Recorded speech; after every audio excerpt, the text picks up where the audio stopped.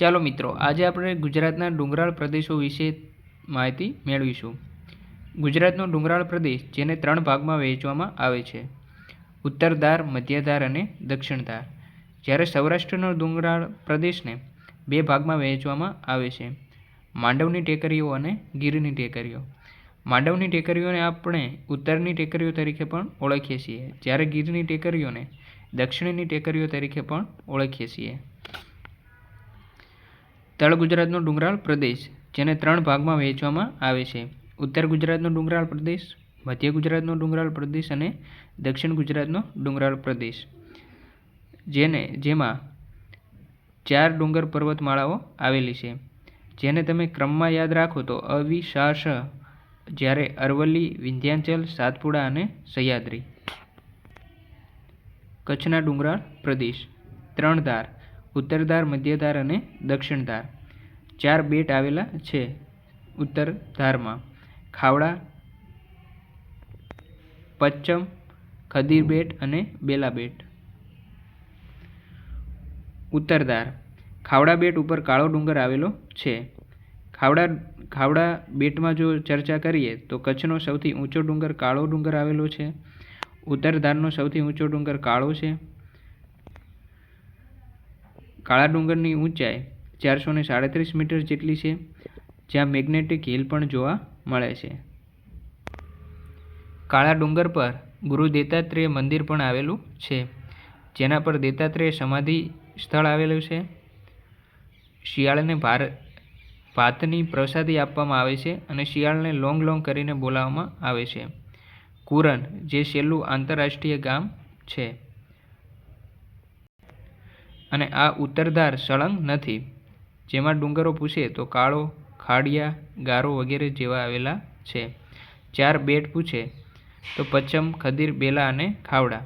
પચ્છમ બેટ પર લુણી નદી રણમાં સમાઈ જાય છે. ખદીર બેટ, જેના પર સિંધુ ખીણ સંસ્કૃતિનું સૌથી મોટું સ્થળ ધોળાવીરા આવેલું છે.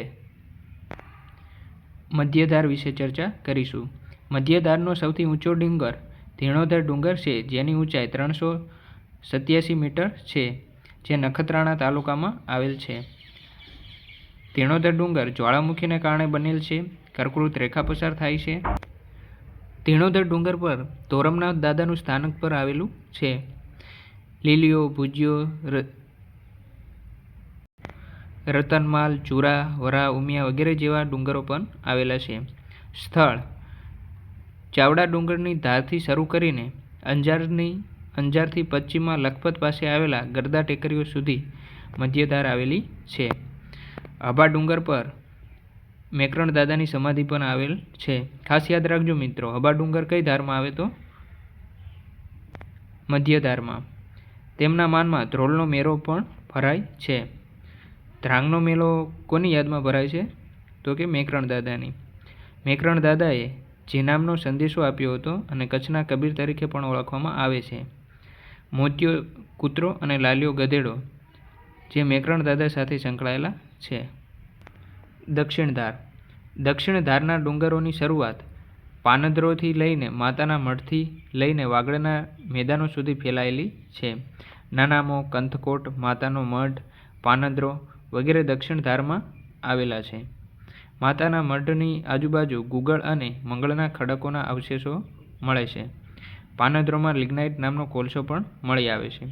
દક્ષિણ ધારનો સૌથી ઊંચો ડુંગર નાનામો છે. કંથકોટનો મેળો કંથકોટમાં ભરાય છે. 82 મીટરની ઊંચી અઘોઈની ટેકરીઓ આવેલી છે. અઘોઈની ટેકરી, વાગડની ટેકરી, ગેડીપાદરની ટેકરી, જેની સરેરાશ ઊંચાઈ 30 મીટર જેટલી જોવા મળે છે. અને આ 3 ટેકરીઓ દક્ષિણ ધારમાં આવેલી છે. કચ્છનું પાણીપત યુદ્ધ ઝુરાના યુદ્ધને કહેવામાં આવે છે, જે સુમરા અને લાખા ફુલાણી વચ્ચે લડાયું હતું.